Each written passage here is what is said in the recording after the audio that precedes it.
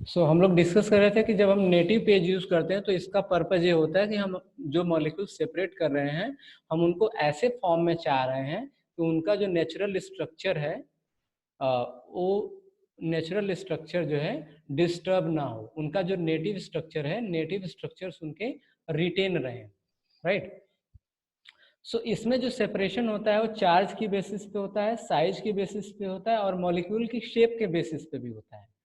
देखिए हम लोग पीछे एक जगह पे थे ना, जो हम लोग कह रहे थे कि शेप को कांस्टेंट कर दिया जाए, लेकिन यहाँ पे आप शेप को कांस्टेंट नहीं कर सकते हैं क्योंकि यहाँ पे आप मॉलिक्यूल्स को उनके नेटिव शेप में चाह रहे हैं।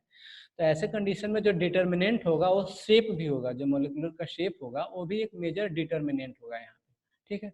And this native PAGE is useful for the separation और purification of mixture of proteins, enzymes, antibodies, ठीक है। अब आते हैं दूसरे वाले टाइप पे। जो दूसरा वाला आपका टाइप है वो है डीनेचरिंग पेज, जिसको कि एसडीएस पेज भी बोलते हैं। एसडीएस का मतलब होता है सोडियम डोडेसिल सल्फेट। तो एसडीएस पेज का मतलब हो गया sodium dodecyl sulphate polyacrylamide gel electrophoresis. So basically this is a technique which is widely used in biochemistry, forensics, genetics, molecular biology to separate proteins according to their electrophoretic mobility, right? Electrophoretic mobility के basis पे separate करने की technique से इस ये वाली जो technique है, जो आपकी डिनेचरिंग पेज है या जो नॉन नेटिव पेज है, वो नेटिव पेज से कैसे डिफर है, आप इसको यहाँ पे समझिए कैसे अलग है, इसको आप यहाँ पे समझिए। तो नॉन नेटिव पेज में आप एक डिनेचरिंग एजेंट यूज करते हैं या जिसको आप एक डिटर्जेंट भी बोल सकते हैं। तो इस केस में जो मोस्टली यूज्ड डिटर्जेंट है या जो डिनेचरिंग एजेंट है वो एसडीएस है। एसडीएस मतलब सोडियम डोडेसिल सल्फेट। तो जब आप प्रोटीन को सोडियम डोडेसिल सल्फेट से आप ट्रीट करते हैं तो सोडियम डोडेसिल सल्फेट क्या करता है, it disrupt the secondary, tertiary and quaternary structures of protein. तो अगर किसी प्रोटीन का सेकेंडरी, टर्शियरी, क्वाटर्नरी स्ट्रक्चर अगर आप डिस्टर्ब कर देंगे, डिसरप्ट कर देंगे, ब्रेक कर देंगे, तो प्रोटीन किस में कन्वर्ट हो जाएगा, वो प्रोटीन कन्वर्ट हो जाएगा एक लीनियर पॉलीपेप्टाइड चेन में, है ना। क्योंकि प्रोटीन क्या होता है, प्रोटीन स्टार्टिंग में जब एमआरएनए से प्रोटीन बनता है तो वो तो एक लीनियर पेप्टाइड चेन ही रहता है ना, पॉलीपेप्टाइड चेन होता है। जो जब उसमें सेकेंडरी स्ट्रक्चर बनते हैं, बीटा शीट्स, अल्फा हेलिक्स बनते हैं, टर्शियरी स्ट्रक्चर क्रिएट होती है, जो नॉन कोवेलेंट इंटरेक्शंस होते हैं, हाइड्रोजन बॉन्ड्स, हाइड्रोफोबिक इंटरेक्शंस, तो इन सब की वजह से क्या होता है, उसके अलग अलग शेप बन जाते हैं, टर्शरी बन जाता है, क्वाटर्नरी बन जाता है। लेकिन जब आप एक डिनेचरिंग एजेंट यूज करेंगे तो ये डिनेचरिंग एजेंट क्या करता है, सेकेंडरी, टर्शरी, क्वाटर्नरी स्ट्रक्चर सबको ब्रेक कर देता है ना। तो इसकी वजह से जो मॉलिक्यूल होता है वो एक लीनियर पॉलीपेप्टाइड चेन में कन्वर्ट हो जाता है, ठीक। तो इस डिनेचरिंग एजेंट के अलावा हम लोग एक और एजेंट यूज करते हैं, एक और केमिकल यूज करते हैं। उस केमिकल का नाम है रिड्यूसिंग एजेंट या बीटा मर्केप्टोएथेनॉल। और भी बहुत सारे रिड्यूसिंग एजेंट हैं, बट जो कॉमनली लैब में यूज करा जाता है वो है बीटा मर्केप्टोएथेनॉल। ये बीटा मर्केप्टोएथेनॉल क्या करता है, ये रिड्यूसिंग एजेंट है, ये डिनेचरिंग एजेंट नहीं है, ये रिड्यूसिंग एजेंट है। जो एसडीएस है, एसडीएस कोवैलेंट बॉन्ड्स को ब्रेक नहीं कर सकता है, ठीक है। एसडीएस जो है वो कोवैलेंट बॉन्ड्स को ब्रेक नहीं कर सकता है, लेकिन जो बीटा मर्केप्टोएथेनॉल है या जो रिड्यूसिंग एजेंट है, ये क्या करता है, ये जो कोवैलेंट इंटरेक्शंस होते हैं, जो डाइसल्फाइड बॉन्ड्स होते हैं दो चेन के बीच में, या इंट्रा चेन जो डाइसल्फाइड ब्रिज होते हैं, आप याद करिए जो सिस्टीन मॉलिक्यूल होता है, सिस्टीन मॉलिक्यूल में सेरिन रेसिड्यू होता है ना, सॉरी सेरिन रेसिड्यू नहीं, सिस्टीन जो रेसिड्यू होता है, सिस्टीन एमाइनो एसिड होता है, उसमें क्या होता है, उसमें सल्फर का एक मॉलिक्यूल एटम होता है ना, उसमें एक एसएच ग्रुप होता है। ये जो एसएच ग्रुप होता है ये दूसरे किसी सिस्टीन जो रेसिड्यू है उसके साथ डाइसल्फाइड ब्रिज बनाता है। आप लोग प्रोटीन का स्ट्रक्चर थोड़ा याद करिए तो आप लोगों को समझ में आएगा। तो ये जो रिड्यूसिंग एजेंट है ये क्या करता है, उसी डाइसल्फाइड ब्रिज को तोड़ देता है, उसी डाइसल्फाइड जो ब्रिज होता है उसको ब्रेक कर देता है। और जब ब्रेक कर देता है तो दो पॉलीपेप्टाइड चेन जो एक दूसरे से डाइसल्फाइड ब्रिज से कनेक्टेड है वो दोनों एक दूसरे से सेपरेट हो जाती है, ठीक है। तो इस डिनेचरिंग पेज में या एसडीएस पेज में हम लोग एक डिनेचरिंग एजेंट यूज करते हैं, एक रिड्यूसिंग एजेंट यूज करते हैं। अब इनका फंक्शन हमने आपको बता दिया कि डिनेचरिंग एजेंट क्या करता है, और रिड्यूसिंग एजेंट क्या करता है, एसडीएस अपना काम कैसे करता है, जो डिनेचरिंग एजेंट एसडीएस है, सोडियम डोडेसिल सल्फेट, ये अपना काम कैसे करता है, it binds with the protein and mask the native charge of the protein.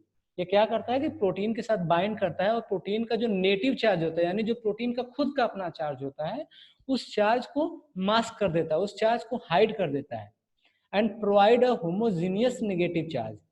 होता क्या है कि जब उसके चार्ज को मास्क कर देता है तो प्रोटीन के चारों तरफ ये खुद ही बढ़ जाता है। जो प्रोटीन सॉल्यूशन है उसमें जब आप एसडीएस डालते हैं तो एसडीएस क्या करता है, पहले जो प्रोटीन का अपना नेटिव चार्ज है उसको इनहिबिट कर देता है, मास्क कर देता है, उसके चारों तरफ अपने प्रोटीन के चारों तरफ खुद ही फैल जाता है। तो जब ये खुद ही प्रोटीन के चारों तरफ फैल जाएगा तो उसकी वजह से क्या होगा, प्रोटीन के चारों तरफ एक होमोजीनियस नेगेटिव चार्ज बन जाता है irrespective of the amino acid sequence. अब इसमें अमीनो एसिड सीक्वेंस कोई रोल प्ले नहीं कर रहा है, चाहे अमीनो सीक्वेंस कुछ भी हो, नेगेटिवली चार्ज ज्यादा हो या पॉजिटिवली चार्ज रेसिड्यू ज्यादा हो, सबके तरफ एक प्रोटीन में चारों तरफ एक होमोजीनियस नेगेटिव चार्ज आ जाता है। अब देखिए, अगर प्रोटीन में अगर होमोजीनियस नेगेटिव चार्ज आ जाएगा तो ऐसे केस में जो चार्ज है वो चार्ज मेजर डिटर्मिनेंट नहीं रह जाता है। अब जो प्रोटीन का साइज है, जो मॉलिक्यूलर वेट है, अब ऐसे कंडीशन में प्रोटीन का मॉलिक्यूलर वेट मेजर डिटर्मिनेंट हो जाता है, क्योंकि प्रोटीन चाहे जो भी है सारे पे नेगेटिव चार्ज है, इक्वली होमोजीनियस नेगेटिव चार्ज है। तो ऐसे कंडीशन में जो मेजर डिटर्मिनेंट है वो मेजर डिटर्मिनेंट जो सेपरेशन का है वो मॉलिक्यूलर वेट हो जाता है। राइट, आई होप ये चीज आपको समझ में आ गई होगी। So therefore electrophoretic mobility of SDS protein complex is primarily influenced by the molecular weight of protein। अभी हमने आपको बताया इसके बारे में। और ये जो है, जो एसडीएस पेज है, SDS page molecular weight determination की एक बहुत ही कॉमन मेथड है। और इसका एक और भी जो मेजर एडवांटेज है कि अगर कोई प्रोटीन, जिसमें कोई प्रोटीन ऑलिगोमेरिक है, ऑलिगोमेरिक प्रोटीन का मतलब ये हुआ कि इस प्रोटीन में एक से ज्यादा पॉलीपेप्टाइड चेन्स हैं, उन पॉलीपेप्टाइड चेन्स को आप एक दूसरे से सेपरेट कर सकते हैं, कैरेक्टराइज कर सकते हैं, उनके मॉलिक्यूलर वेट को बता सकते हैं। So this SDS page is used for the characterization of different subunits of oligomeric protein. बेटा आवाज नहीं प्लीज। आई होप आप लोगों को यहाँ तक क्लियर हो गया है एसडीएस पेज के बारे में, है ना?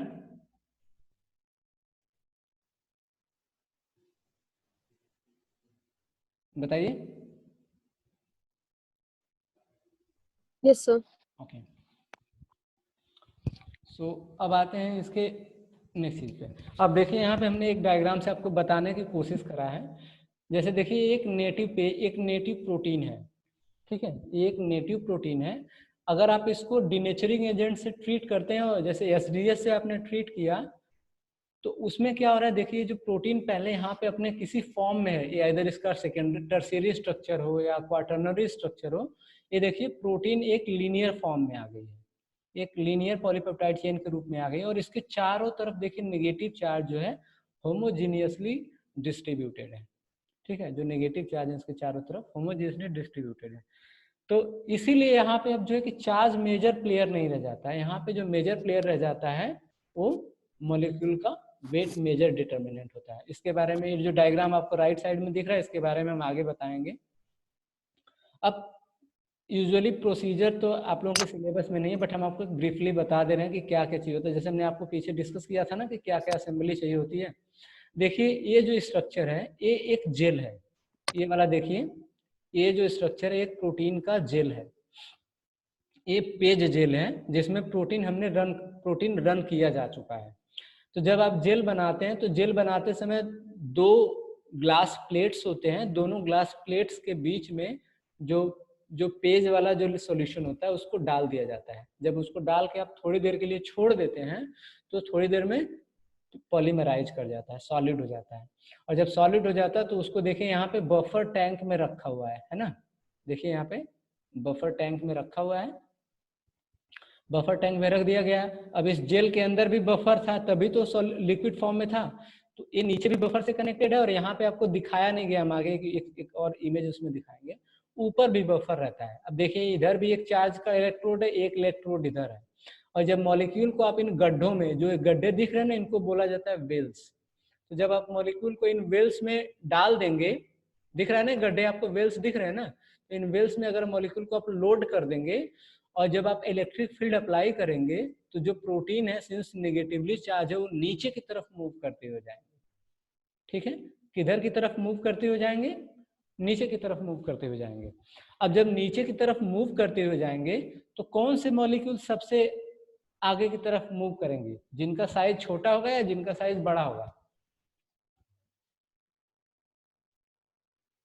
छोटे साइज वाले सर। छोटे साइज के जो मॉलिक्यूल है, क्योंकि छोटे साइज के मॉलिक्यूल इसलिए नीचे की तरफ ज्यादा तेजी से मूव करेंगे क्योंकि जो इस जेल के अंदर छोटे छोटे मॉलिक्यूलर पोर्स हैं, जो पोर्स छोटे छोटे हैं, उन पोर्स के अंदर से छोटे मॉलिक्यूल्स के निकल जाने की जो रेट होती है वो ज्यादा तेज होती है। बड़े मॉलिक्यूल्स जो होते हैं वो फंसते हुए जाते हैं, उनका रिटार्डेशन, उनका जो है कि फ्रिक्शन की वजह से उनकी स्पीड स्लो डाउन हो जाती है।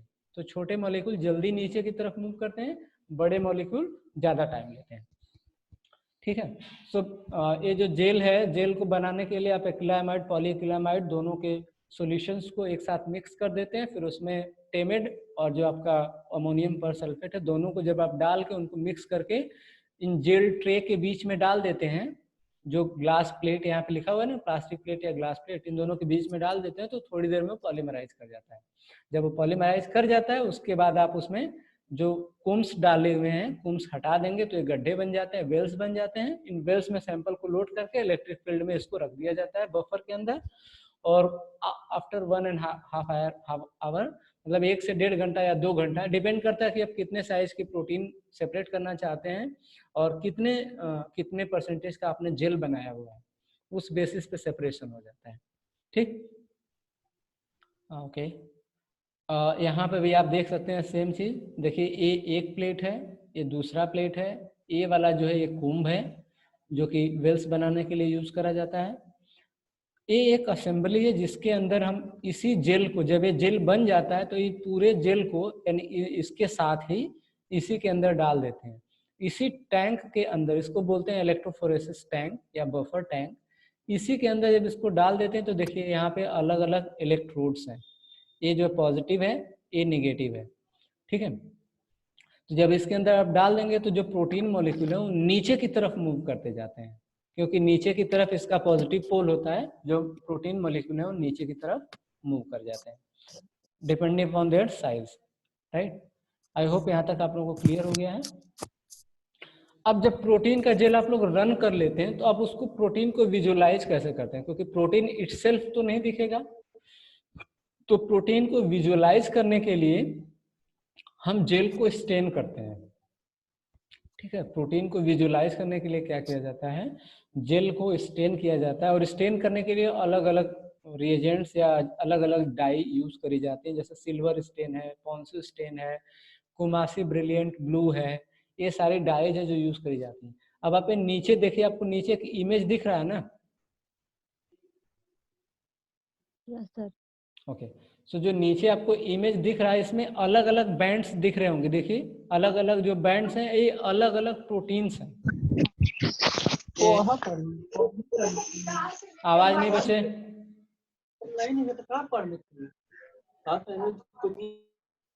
ओके, सो ये जो अलग अलग बैंड दिख रहे हैं ना, ये अलग अलग प्रोटीन्स हैं।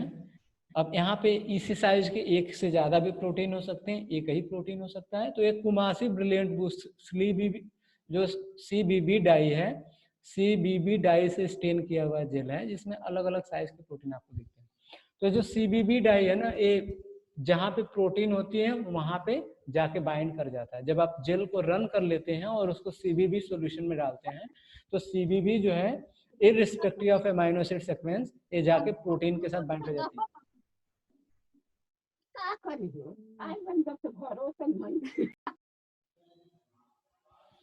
ओके, सो कभी कभी क्या होता है कि जैसे आप केवल रन कर रहे हैं तो रन करने के स्टेज तक आप जेल को CBB से रन कर लेते हैं, लेकिन जब आपको वेस्टर्न करना होता है तो आपको क्या करना होता है, जो प्रोटीन्स हैं इन प्रोटीन्स को, जो PVDF मेम्ब्रेन होती है, पॉलीविनाइल डाइफ्लोराइड मेम्ब्रेन होती है, उस मेम्ब्रेन पे ट्रांसफर कर लिया जाता है प्रोटीन को, और फिर उनको आप पॉन्सो स्टेन करके भी चेक कर सकते हैं कि आपका जो प्रोटीन है इस जेल से निकल के उस PVDF मेम्ब्रेन या नाइट्रोसेलुलोज मेम्ब्रेन पे ट्रांसफर हुआ है कि नहीं हुआ है। प्रोटीन को कभी कभी अगर आपकी प्रोटीन रेडियो एक्टिवली लेबल्ड है तो उस केस में आप उसको ऑर्डो रेडियोग्राफ के थ्रू भी आप डिटेक्ट कर सकते हैं। ठीक है, डिपेंड करता है कि आपकी प्रोटीन जो है उसमें रेडियो एक्टिव मॉलिक्यूल्स हैं कि नहीं है। तो अगर रेडियो एक्टिवली लेबल्ड है तो आप उसको ऑटो रेडियोग्राफी से भी डिटेक्ट कर सकते हैं। ठीक है, अब आते हैं नेक्स्ट टॉपिक पे, एगारोज जेल इलेक्ट्रोफोरेसिस। तो अभी तक जो, अब देखिए, अच्छा एक बार पीछे इसमें और डिस्कस कर लेते हैं। अभी तो हमने आपको दो मेजर टाइप बताया ना, नेटिव और नॉन नेटिव, ये दो मेजर टाइप्स हैं इलेक्ट्रोफोरेसिस के। इसके अलावा भी बहुत सारे टाइप्स हैं और डिपेंड करता है अलग अलग सिचुएशंस पे। जैसे एक टाइप है कॉन्टिन्यूअस पेज, एक होता है डिसकॉन्टिन्यूअस पेज। कॉन्टिन्यूअस पेज में क्या होता है कि जेल के अंदर जो पोर साइज होता है थ्रू आउट द जेल एक ही टाइप का होता है। पोर साइज जो होता है थ्रू आउट द जेल एक ही साइज का होता है कॉन्टिन्यूअस जेल में। डिसकॉन्टिन्यूअस जेल में क्या होता है, जो पोर साइज होता है वो अलग अलग होता है। उसमें दो टाइप के पोर साइज होते हैं। एक अपर जो रीजन होता है उसको बोलते हैं स्टैकिंग जेल, और जो नीचे वाला पोर्शन होता है उसको बोलते हैं रिजॉल्विंग जेल। ठीक है, बस ये समझने के लिए, आप जानने के लिए समझ जाइए। जो डिसकंटिन्यूअस होता है उसमें अपर पोर्शन जो होता है वो छोटा सा अपर पोर्शन होता है, जो कि जिसको बोलते हैं स्टैकिंग जेल, जिसमें कि पोर साइज बड़ा होता है। और जो नीचे वाला पोर्शन होता है उसको बोलते हैं रिजॉल्विंग जेल, उसमें जो पोर साइज होता है वो छोटा होता है। तो इसी वजह से उसको डिसकंटिन्यूअस जेल बोलते हैं, क्योंकि उसमें पोर साइज अलग अलग है। और कंटिन्यूअस वाले में क्या होता है, जो पोर साइज होता है वो थ्रू आउट द जेल एक ही साइज का होता है। ठीक है, ओके। अब आते हैं दूसरे वाले मेथड पे, agarose gel electrophoresis. Agarose gel electrophoresis जो होता है बेसिकली ये DNA and protein, DNA and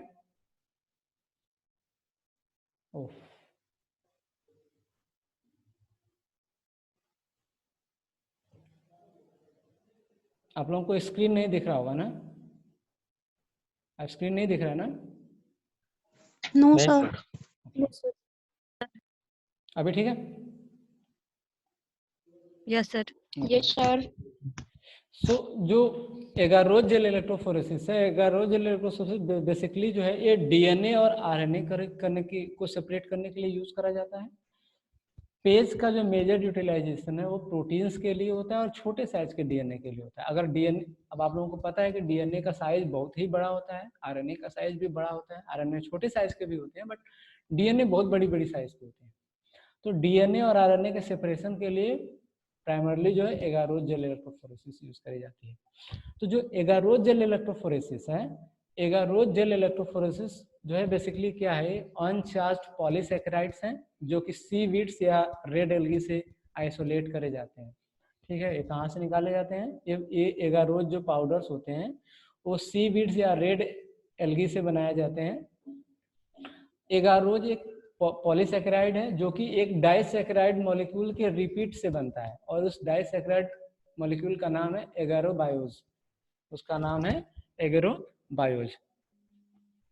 ठीक है, सो ये जो एगारोबायोज है ये किसका बना होता है? ये बना होता है डी गैलेक्टोज का एंड 3,6 एनहाइड्रो एल गैलेक्टोपाइरिनोज का। इन दोनों से मिलके एगारोबायोज बनता है, और यही एगारोबायोज जो होता है ये एक डाइसैकेराइड है जो एगारोज के लिए मोनोमर का काम करता है। ठीक है, सो जैसे कि आप लोगों ने पेज में देखा, जैसे वहां पे भी एक बफर चाहिए होता है, जेल कास्टिंग ट्रे चाहिए होता है। तो जो जो रिक्वायरमेंट पेज के लिए होती है वही सेम रिक्वायरमेंट एगारोज के लिए भी होती है। पेज जेल के साथ क्या है कि पेज जेल यूजुअली जो है वर्टिकल कंडीशन में रन करा जाता है। तो पेज जेल है यूजुअली वर्टिकल कंडीशन में रन करा जाता है। जो एगारोज जेल है, agarose gel usually horizontal condition में रन करा जाता है। अभी हम आपको एक डायग्राम दिखा के बताएंगे। देखिए इस डायग्राम में, देखिए यहाँ पे जो जेल रन किया हुआ है ये देखिए हॉरिजॉन्टल कंडीशन में रखा हुआ है, जबकि आपको जो पिछला इमेज दिखाए थे पेज वाला, वहां पे जो जेल है वो वर्टिकल कंडीशन में रन करा जाता है। ठीक, so agarose gels are prepared by dissolving agarose in buffer followed by boiling. तो इसमें हम क्या करते हैं, जब एगारोज जेल इलेक्ट्रोफोरेसिस करते हैं तो इसको करते कैसे हैं? पहले हम एगारोज पाउडर लेते हैं, उसको हम बफर में डिसॉल्व करते हैं और उसके बाद उसको बॉयल कर देते हैं। जब आप उसको बॉयल कर देते हैं तो जो एगारोज के पार्टिकल्स हैं वो बफर में कंप्लीटली डिसॉल्व हो जाते हैं। तो जब वो एक बार डिसॉल्व हो जाते हैं तो आप उसको रख देते हैं थोड़ी देर के लिए कूलिंग होने के लिए। कूल होने के लिए रख देते हैं, क्योंकि जब वो कूल होगा तभी वो सॉलिडिफाई होगा। तो जब वो 40 से 45 डिग्री के आसपास आता है तो उसकी कूलिंग के बाद उसमें हम इथिडियम ब्रोमाइड यूज कर देते हैं। आप इथिडियम ब्रोमाइड इस स्टेज पे भी यूज कर सकते हैं, लेटर स्टेज में भी यूज कर सकते हैं, ठीक है। तो यूजुअली आजकल इसी स्टेज में जब वो 40-45 डिग्री पे आता है उसी समय इथिडियम ब्रोमाइड उसमें ऐड करके उसको मिक्स कर दिया जाता है और उसको कास्टिंग ट्रे में डाल दिया जाता है। और जब आप उसको कास्टिंग ट्रे में डाल देते हैं तो 40-45 मिनट में वो पूरी तरीके से सॉलिडिफाई हो जाता है। डालने से पहले आपको कास्टिंग ट्रे में डालने से पहले आपको उसमें कास्टिंग ट्रे में कुम्स डालने होते हैं ताकि उसमें वेल बन जाए। अगर आप कुम्स नहीं डालेंगे तो वेल नहीं बनेगा। तो जेल को पोर करने से पहले उसमें आपको कुम्स डाल देने होते हैं। 40-45 मिनट तक जब आप रखेंगे तो जेल पूरी तरीके से सॉलिडिफाई हो जाता है। अब उसमें से आप कुम्स निकाल लीजिए। जब आप कुम्स निकाल लेंगे तो वहां पे वेल्स बन जाएंगे। अब इसी वेल में आपको क्या करना होता है, आप इस डायग्राम में देखिए, ये वेल बना हुआ है ना, इसी वेल में आपका जो डीएनए सैंपल है उस डीएनए सैंपल को लोड कर दिया जाता है। और इस पूरे लेवल तक देखिए, इस साइड से कटा हुआ दिखाया गया है लेकिन ये पूरा इधर भी है, जैसे इधर बाउंड्री वैसे इधर भी बाउंड्री है। अब इस जेल को बफर से डिप कर दिया जाता है। तो जेल को बफर से डिप कर देंगे ताकि ये ड्राई ना हो। इस वेल में आप धीरे धीरे सैंपल को आप लोड कर देंगे और जब आप इसमें इलेक्ट्रिक फील्ड प्रोवाइड करेंगे तो सिंस डीएनए मॉलिक्यूल जो होता है नेगेटिवली चार्ज होता है, वो इस पॉजिटिव इलेक्ट्रोड की तरफ, अब ध्यान दीजिए जो रेड वाला इलेक्ट्रोड है इस पॉजिटिव इलेक्ट्रोड की तरफ मूव करता है,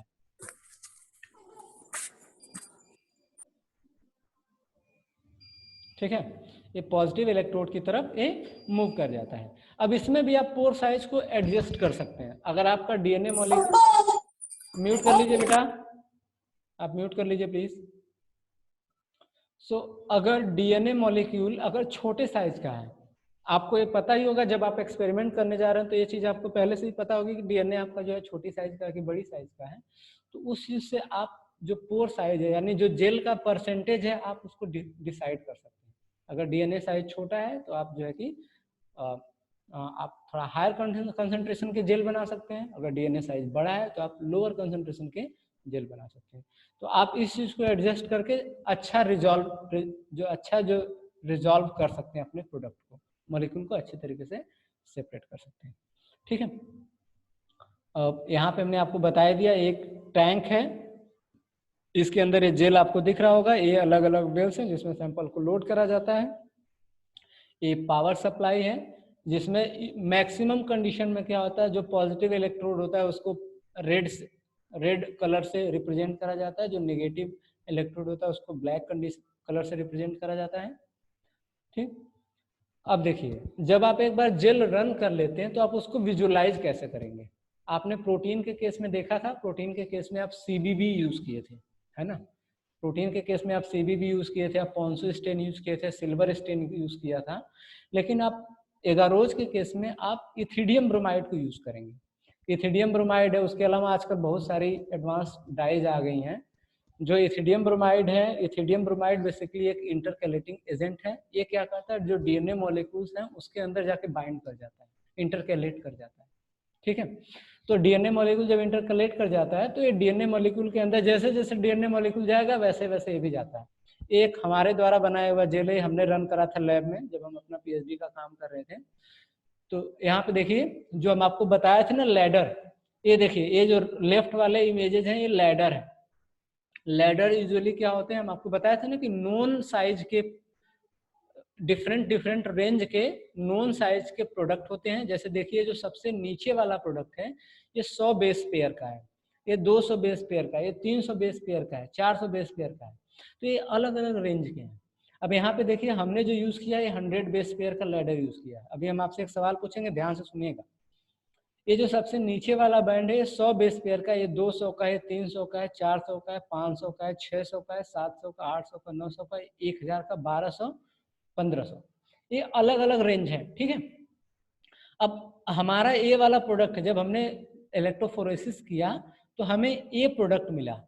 अब आप हमको बताइए कि इस प्रोडक्ट का साइज क्या होगा, कौन बताएगा।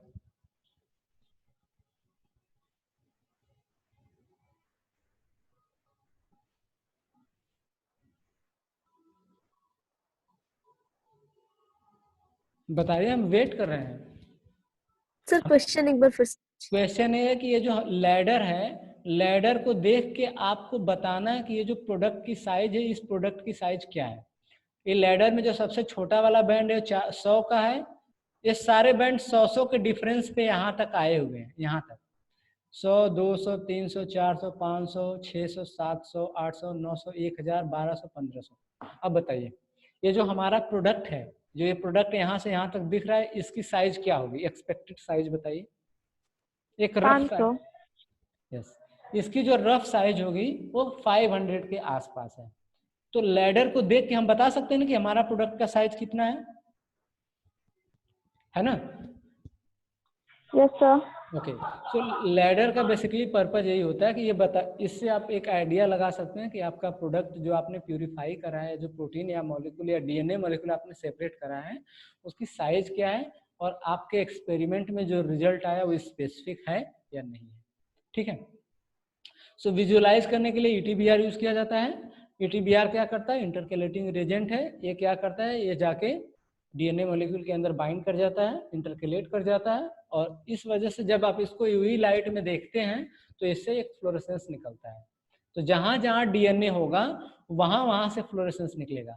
इनिशियली इस जेल में कुछ नहीं था, जब हमने रन कर दिया था, रन करने तक इसमें कुछ भी दिख नहीं रहा था, लेकिन हम इसको जैसे ही यूवी लाइट के अंदर लेके गए तो यूवी लाइट के अंदर में जाने पे क्या हुआ? इस ईटीबीआर से फ्लोरेसेंस निकला, और जहां जहां ईटीबीआर होगा वहां वहां से फ्लोरेसेंस निकलेगा।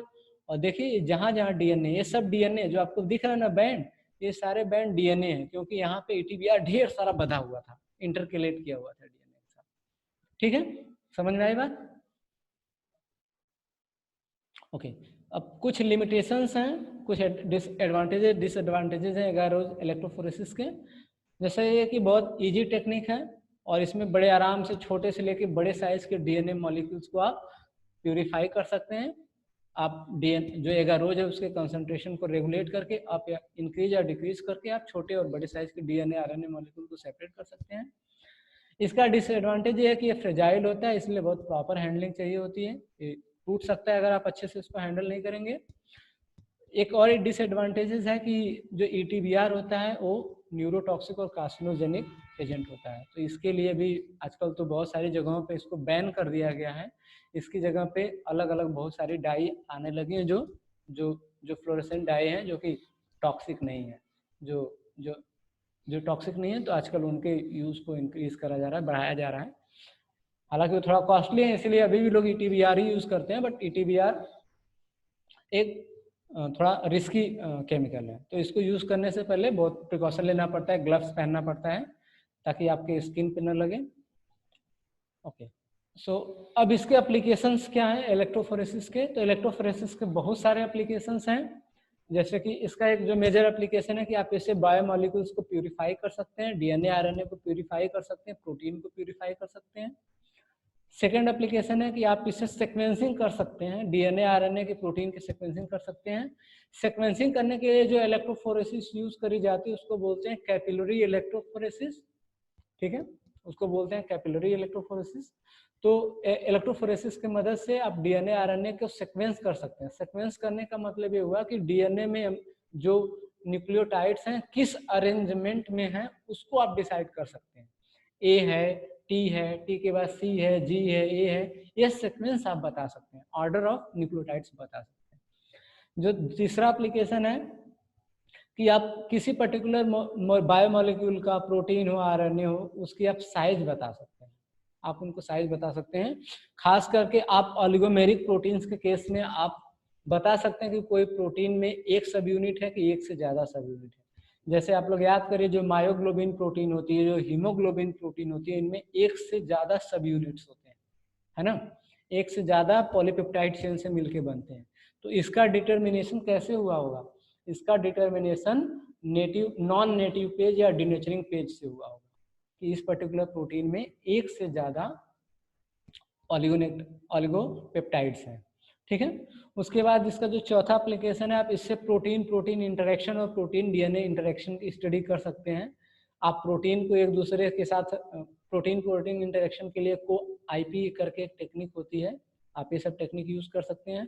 प्रोटीन डीएनए इंटरेक्शन के लिए एम्सा वगैरह की टेक्निक यूज करी जाती है, इलेक्ट्रोफोरेटिक मोबिलिटी से टेक्निक यूज करी जाती है, उसको आप कर सकते हैं। आप इसे म्यूटेशन डिटेक्शन में यूज कर सकते हैं। RFLP करके एक टेक्निक होती है जो रिस्ट्रिक्शन फ्रेगमेंट लेंथ पॉलीमॉर्फिज्म, हमने आपको पीसीआर बताया था ना, पीसीआर में भी पीसीआर करने के बाद आप क्या करते हैं, इलेक्ट्रोफोरेसिस करते हैं, तभी ना जेल इलेक्ट्रोफोरेसिस करते हैं, तभी आप उसको पता कर पाते हैं कि आपका पीसीआर एम्पलीफाई हुआ है कि नहीं हुआ है। और पीसीआर का एम्प्लीकेशन आपको पता ही है कि पीसीआर के थ्रू आप डिजीज डायग्नोसिस कर सकते हैं। देखिए जो RT-PCR आजकल चल रहा है वो भी एक काइंड ऑफ पीसीआर है जिसमें आप डिटेक्ट करते हैं, कोरोना वायरस की कंडीशन को डिटेक्ट करा जाता है।